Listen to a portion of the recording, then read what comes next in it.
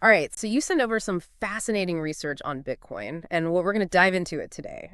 We're talking about a policy brief proposing a strategic Bitcoin reserve for the U.S. government. You heard that right? Like the Strategic Petroleum Reserve. But for Bitcoin, could this be the future of American finance? Let's find out. Yeah, this idea is actually gaining some serious traction. The source you shared, Digital Gold, evaluating a strategic Bitcoin reserve for the United States. It comes from the Bitcoin Policy Institute. They're a nonpartisan think tank, really focused on, how Bitcoin and these related technologies could impact U.S. policy. And they're making a pretty compelling case here. Okay, so before we get into like the why of a Bitcoin reserve, let's just make sure we're all on the same page here. I think, some people still hear Bitcoin and their eyes kind of glaze over a little bit. So give us that Bitcoin for Beginners rundown. What exactly is this digital gold everyone keeps talking about? Yeah, great point. So at its core, Bitcoin is a digital currency, kind of like electronic cash, but with some, major differences. First off, it's decentralized. No single entity like a bank or a government controls it. That leads us to the second big difference. It has a fixed supply. Only 21 million Bitcoins will ever exist. Yeah. And then finally, it's secured by cryptography, which makes it incredibly difficult to counterfeit or to hack. Okay, so digital, decentralized, limited. Got it. But I remember all those stories about people with warehouses full of computers mining Bitcoin. It all sounded like a digital gold rush. What is that all about? You're remembering the mining process. That's how new Bitcoins are created. Yeah. Powerful computers, they race to solve complex mathematical problems. This verifies transactions and adds them to the blockchain, which is like a public ledger. And because it's this global competition, miners are constantly hunting for the cheapest sources of energy. And actually, that's going to tie in with some of the surprising connections to renewable energy later on. Hold on. Bitcoin and renewable energy. Now I really need to hear more. But first, how did Bitcoin go from this niche tech thing to something that's catching the attention of policymakers? Well, remember back in January 2024, when the SEC approved the first Bitcoin ETFs, that was a real watershed moment. Suddenly, mainstream investors could easily get exposure to Bitcoin. In fact, BlackRock's Bitcoin ETF reached a staggering $10 billion in assets under management in just 7 weeks. So Bitcoin's playing in the big leagues now. Wow. $10 billion in 7 weeks. Okay, it's safe to say Bitcoin is legitimate, but why on earth would the U.S. government want a reserve of it? Don't we have enough gold stashed away in Fort Knox? That's where things get really interesting. To understand this, we need to think about why nations have reserves in the first place. Take the Strategic Petroleum Reserve, for example. It ensures that the U.S. has oil even if global supplies are disrupted. Then there's gold, historically a safe haven asset and a hedge against inflation. These reserves, they're all about national security and economic stability. So you're saying Bitcoin could play a similar role, but it's digital. How does that even work in the real world? We need to look at the bigger picture here. We're facing rising U.S. debt, concerns about inflation, geopolitical competition from countries like China, actively trying to undermine the dollar's dominance. Bitcoin, with its fixed supply and decentralized nature, it could be a powerful hedge against these risks. Oh, okay. Let's break down those risks one by one. The policy brief mentions a few key areas where a strategic Bitcoin reserve could be a real game changer for the U.S. First up is economic and monetary stability, right? It seems like everybody's worried about inflation these days. Absolutely. The dollar's value, it can fluctuate. And with all the money printing that's been happening, some experts, they're concerned about potential devaluation. Bitcoin, on the other hand, it can't just be printed out of thin air. Its scarcity makes it a potential hedge against inflation. Similar to gold. Okay, that makes sense. But Bitcoin is notoriously volatile. How can something that jumps up and down in price every day be considered a stable asset? Isn't that a bit of a contradiction? It's a common concern. But remember, Bitcoin is still relatively young. As it matures and gains wider adoption, that volatility is likely to decrease. Plus, if we look at other assets over long periods, even gold has had its share of price swings. It's about playing the long game here, not getting caught up those day-to-day fluctuations. That's a good point. So long-term thinking is key here. The brief also mentions this Triffin dilemma. I'm going to be honest, I'm a little fuzzy on that one. How does Bitcoin fit into that whole concept? So the Triffin dilemma, it basically points out this tricky situation. For countries like the U.S., whose currency is the global reserve currency, so to provide enough liquidity for global trade, they need to run a trade deficit. But that can weaken their own economy over time. It's a real catch-22. Okay, I'm starting to see the dilemma, but where does Bitcoin come in? Well, as Bitcoin gains global acceptance, It could act as an alternative reserve asset. This could ease the pressure on the dollar and potentially reduce the negative impacts of the Triffin dilemma. It's like having another tool in the toolbox, so to speak. Interesting. All right, so that's economic stability. But the policy brief really emphasizes this geopolitical angle. They argue that a strategic Bitcoin reserve could be a key weapon in countering China. Now, that's a bold claim. Explain that one to me. This is where things get really interesting.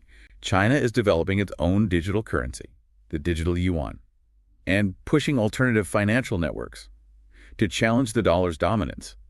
They're also hoarding gold, that classic safe haven asset. So the U.S. needs to fight fire with fire, enter Bitcoin. In a sense, yes.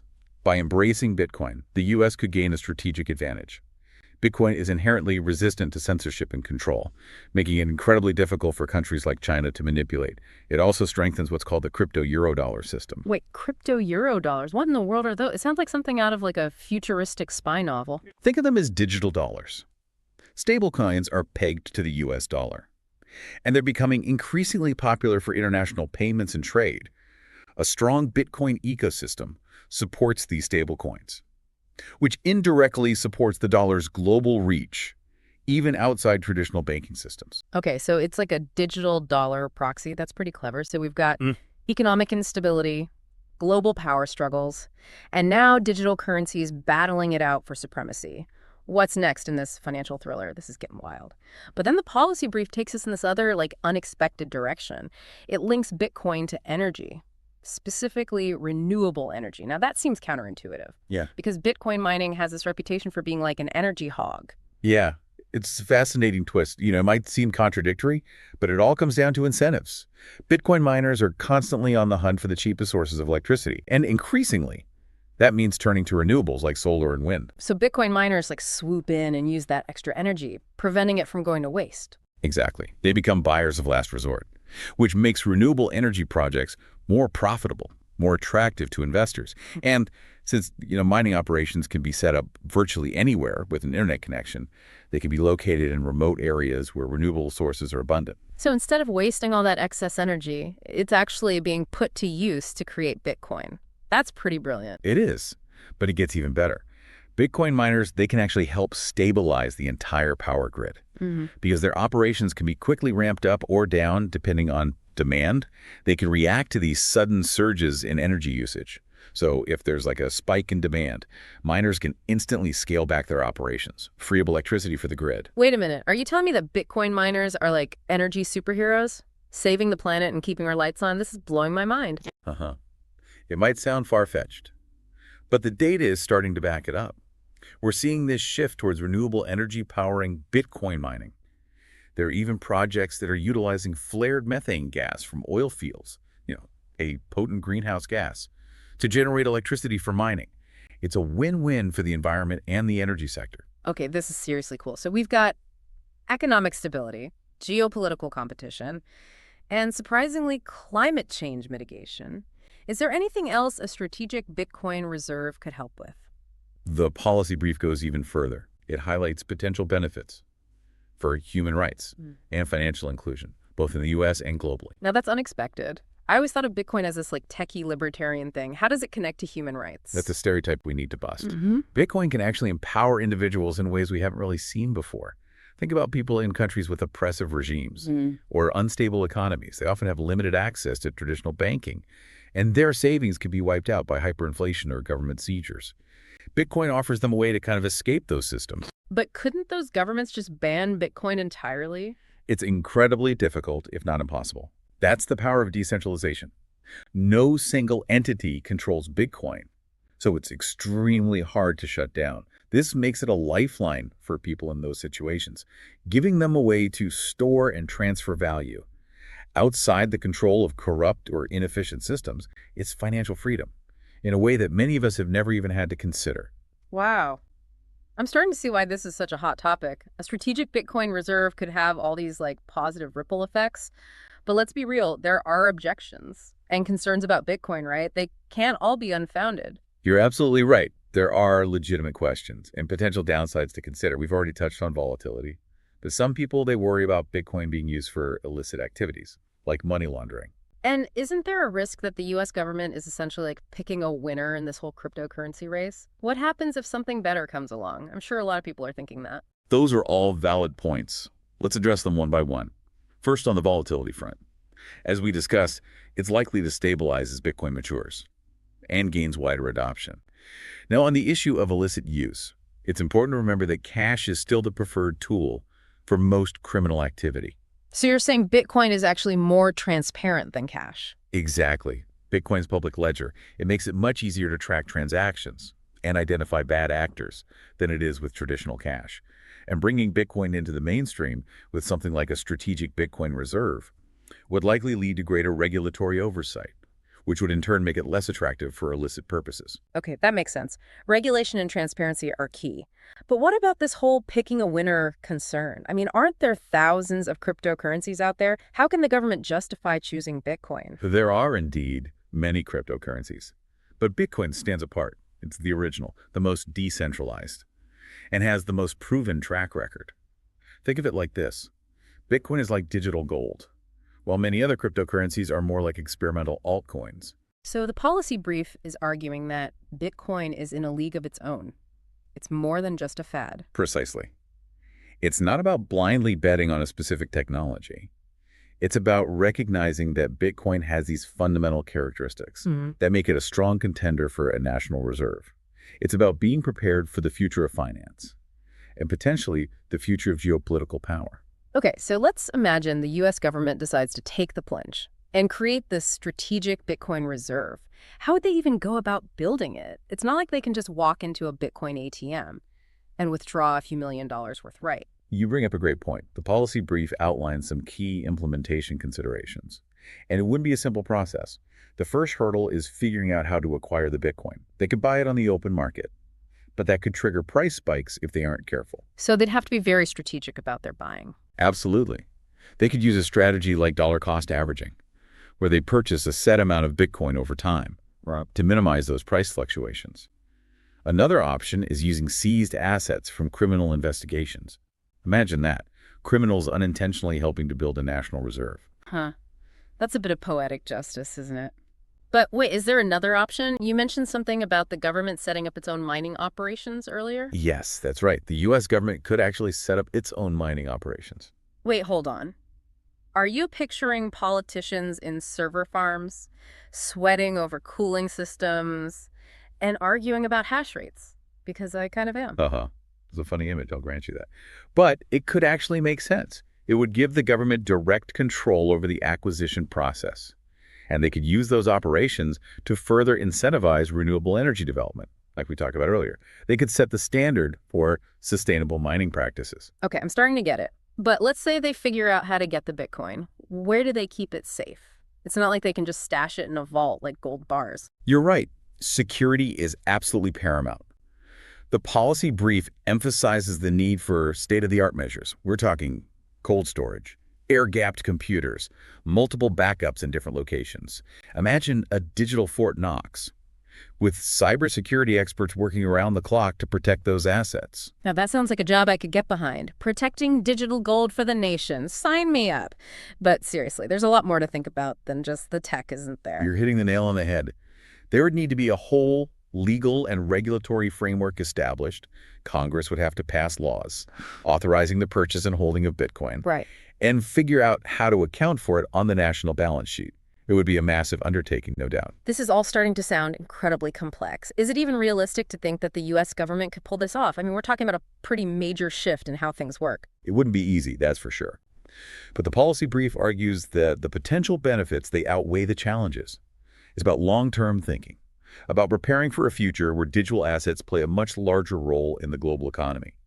And it's about ensuring that the U.S. has every tool at its disposal to maintain its economic and geopolitical leadership in a rapidly changing world. This has been a mind-blowing deep dive so far. We've gone from Bitcoin basics to potential hedges against inflation, to countering China, to saving the planet with renewable energy, and even empowering individuals around the world. Who knew Bitcoin had so much potential? So after all that, what do you think? Is a strategic Bitcoin reserve a brilliant move for the U.S. or a risky gamble?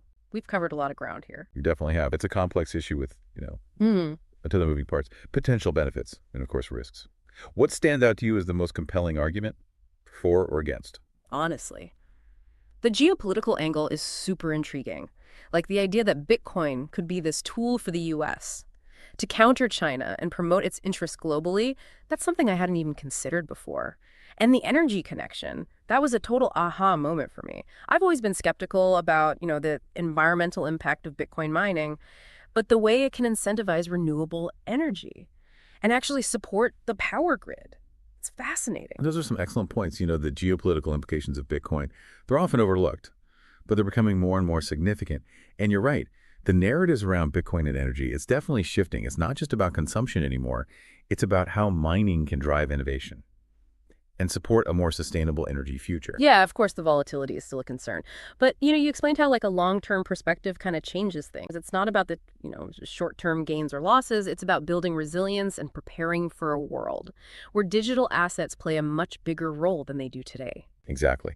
And what we've discussed today is just the tip of the iceberg. There's so much more to learn about Bitcoin and its potential to impact the world. This is just the beginning of the conversation. Yeah, it really gets you thinking. Imagine a future where Bitcoin is as common in national reserves as gold is today. How would that change global power dynamics? Could a strategic Bitcoin reserve be a key part of U.S. efforts to promote democracy and human rights around the world? I mean, we talked about how it can empower individuals in oppressive regimes, but could it have an even larger impact? Those are some critical questions, and they deserve a lot more thoughtful debate and analysis. And it's not just about governments and policymakers either. It's about, individuals like you understanding these issues and being part of the conversation.